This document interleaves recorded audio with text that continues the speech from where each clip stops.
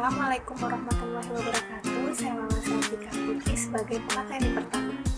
Assalamualaikum warahmatullahi wabarakatuh. Saya Sela Nabila Firananda. Saya pemateri kedua. Saya akan membawakan materi tentang pembayaran ekspor impor. Alia Zafira sebagai pemateri ketiga. Saya Indatri Handayani sebagai pemateri keempat. Assalamualaikum warahmatullahi wabarakatuh. Nama saya Riki Nurmana. Assalamualaikum sebagai pemateri terakhir.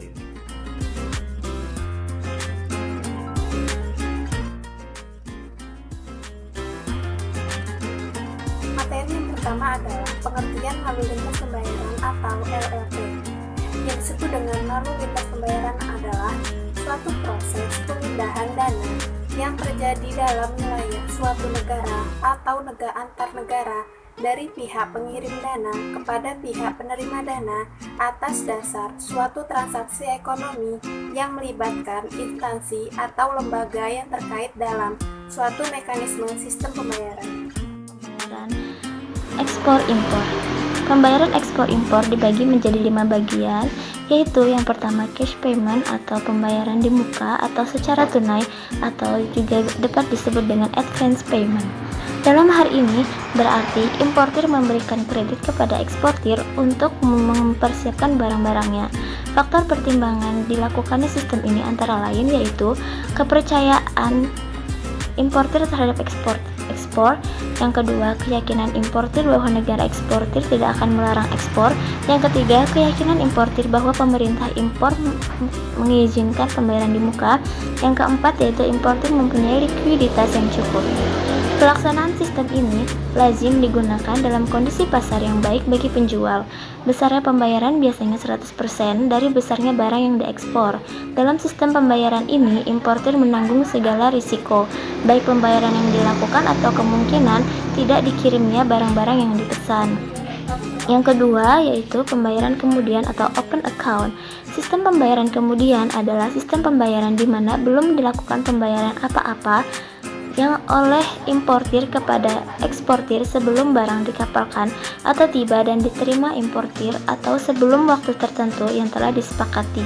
Sistem pembayaran ini terjadi apabila yang pertama, ada kepercayaan penuh antara eksportir dan importir.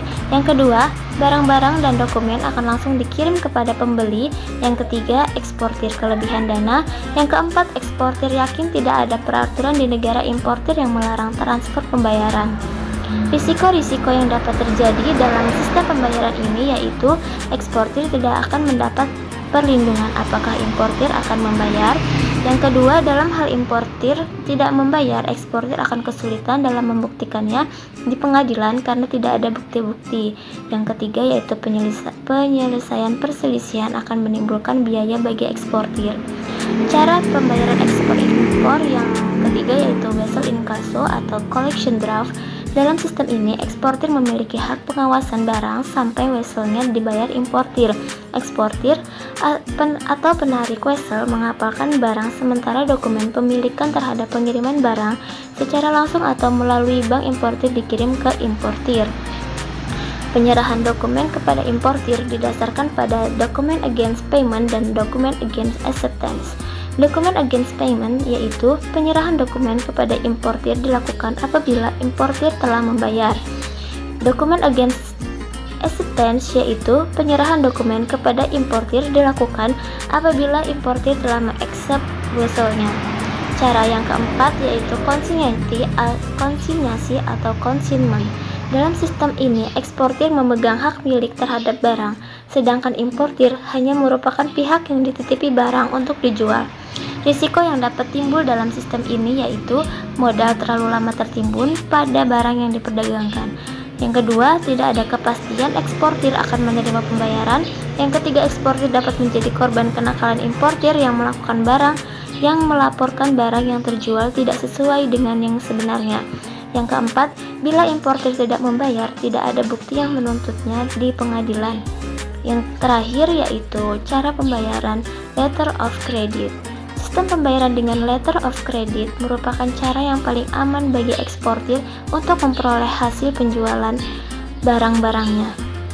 Sepanjang eksportir dapat menyerahkan dokumen-dokumen sesuai dengan persyaratan yang disyaratkan oleh letter of credit. Kepastian akan amannya kepentingan kedua belah pihak, eksportir dan importir, dengan menggunakan letter of credit, yaitu yang pertama, kepada penjual dipastikan akan adanya pembayaran bila mana dokumen-dokumen pengapalan lengkap sesuai dengan syarat letter of credit. Kepada importir dipastikan bahwa pembayaran hanya dapat dilakukan oleh bank jika sesuai dengan persyaratan letter of credit. Pembayaran yang dipastikan itu pun tergantung dari jenis letter of credit yang dibuka, yaitu apakah letter of credit tersebut irreversible confirm. Demikian juga dari segi tenor atau jangka waktu, pembayaran wesel dapat diatur apakah wesel segera dibayar, yakni dengan SAIC letter of credit yang weselnya ditarik at SAIC, atau usance term letter of credit, di mana eksportir akan menarik wesel berjangka yang disebut time drive atau yang harus diaksep oleh bank dan dibayarkan setelah jatuh tempo. Dalam transaksi letter of credit ini, bank hanya melihat dan berkepentingan dalam dokumen-dokumen saja dan tidak terlibat dalam barang-barang.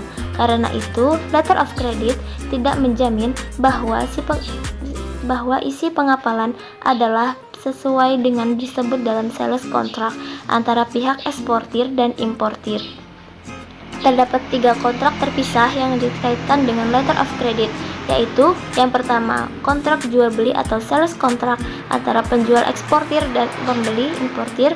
Yang kedua yaitu instrumen letter of credit yang merupakan kontrak antara eksportir atau beneficiary dan pembuka letter of credit atau issuing bank. Yang ketiga yaitu letter of credit atau perjanjian jaminan yang merupakan kontrak antara importir, applicant, dan bank pembuka letter of credit atau issuing bank. Tata cara pembayaran dengan melakukan letter of credit adalah sebagai berikut. Yang pertama, importir meminta kepada banknya untuk membuka suatu letter of credit untuk dan atas nama eksportir. Dalam hal ini, importir bertindak sebagai opener.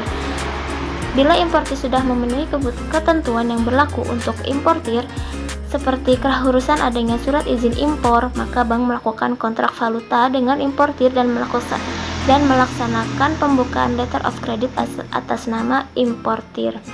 Bank dalam hal ini bertindak sebagai opening atau issuing bank. Pembukaan letter of credit ini melakukan selalu melalui salah satu koresponden bank di luar negeri. Koresponden bank yang bertindak sebagai perantara kedua ini disebut sebagai advising bank atau notifying bank. Advising bank memberitahukan kepada eksportir mengenai pembukaan letter of credit tersebut. Eksportir yang menerima letter of credit disebut beneficiary. Yang kedua, cara yang selanjutnya yaitu eksportir menyerahkan barang ke carrier. Sebagai gantinya, eksportir akan mendapatkan bill of lading. Yang ketiga, eksportir menyerahkan bill of lading kepada bank untuk mendapatkan bill of lading tersebut dari eksportir. Bill of lading tersebut kemudian diberikan kepada importir. Yang terakhir yaitu importir menyerahkan bill of lading kepada carrier untuk ditukarkan kepada barang yang dikirimkan oleh eksportir. Sekian materi tentang pembayaran, cara pembayaran ekspor dan impor tentang mekanisme sistem pembayaran luar negeri. Persamaan letter of credit dengan SKBDN. Yang pertama, surat janji bayar bersyarat yang diterbitkan oleh issuing bank atas permintaan applikat kepada beneficiary melalui bank korespondennya. Yang kedua, instrumen bank yang dipergunakan dalam tata cara pembayaran non-tunai. Yang ketiga, dipergunakan dalam tata cara pembayaran transaksi perdagangan. Nah, yang keempat, meminimalisir potensi baik bagi pihak penjual dan pihak pembeli karena adanya kepastian pembayaran dan kepastian diterimanya barang. Yang kelima, adanya jaminan pembayaran dari issuing bank kepada beneficiary apabila dokumen yang dipresentasikan tidak terdapat penyimpanan. 6. Adanya syarat presentasi yang sesuai atas dokumen yang dipresentasikan kepada bank. Nah, yang ketujuh, presentasi yang sesuai merupakan dasar dapat dilakukannya pembayaran oleh pihak bank kepada penjual. Yaitu pengertian letter of credit. Apa itu letter of credit? Letter of credit adalah dokumen yang dikirim dari bank atau lembaga keuangan yang menjamin penjual untuk menerima pembayaran dari pembeli dengan tepat waktu dan untuk jumlah yang penuh. Letter of credit juga digunakan dalam industri perdagangan internasional. Menurut Hartono, letter of credit adalah suatu alat atau surat yang dikeluarkan oleh suatu bank atas permintaan pihak. Sedangkan menurut Henry S. Siswasoediro, letter of credit adalah kegiatan ekspor atau impor yang berisi perjanjian tertulis dari using bank yang diberikan kepada penjual sesuai dengan instruksi pembeli untuk melakukan pembayaran setelah penjual menyerahkan dokumen-dokumen yang diisyaratkan dalam letter of credit tersebut. Penggunaan letter of credit dalam perdagangan internasional adalah untuk menjamin dan memperlancar pembayaran dari importir dengan memanfaatkan jasa perbankan. Letter of credit sebagai jaminan pembayaran perdagangan internasional di Indonesia. Pengaturan letter of credit di Indonesia diatur berdasarkan Peraturan Pemerintah Nomor 1 Tahun 1982 dan Peraturan Bank Indonesia Nomor 26/34/ULN tanggal 17 Desember 1993 tentang letter of credit.